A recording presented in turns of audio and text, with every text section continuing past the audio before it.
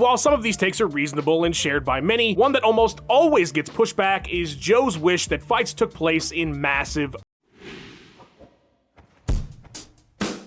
So, as it turns out, when you spew every single thought in your head into a microphone for millions of people to listen to for thousands of hours, you're occasionally going to say something pretty silly. And while we could certainly expand this topic beyond mixed martial arts, today we're going to be looking at the opinions expressed by beloved commentator Joe Rogan that had fans absolutely scratching their heads or grabbing their pitchforks. Oh, and no live commentary on this one. It's kinda hard to be smart in the middle of calling a cage fight 3 feet from your face, so we'll give Joe a pass on those. I'm Tommy from MMA On Point. Shout out to our channel members for supporting the show, and these are 10 truly wild MMA takes by Joe Rogan. Number 10, football field fighting. This will be the first of a series of takes by Joe related to the rules and regulations of mixed martial arts. Rogan is what you might call a purist when it comes to the sport, and believes the true purpose of mixed martial arts is to simulate real-world combat. And so, anything that doesn't line up with that idea needs to be changed. There should be no gloves. All strikes should be legal, like headbutts and soccer kicks. If you were winning at the end of the fight, you're the winner. And while some of these takes are reasonable and shared by many, one that almost always gets pushed back is Joe's wish that fights took place in massive open spaces. Watch Paul Felder's reaction to Rogan bringing it up, as it's been a staple of his complaints about the sport for forever now. I also think they should be fighting on a football field. I know you still really want do. that fantasy Fuck of that cage.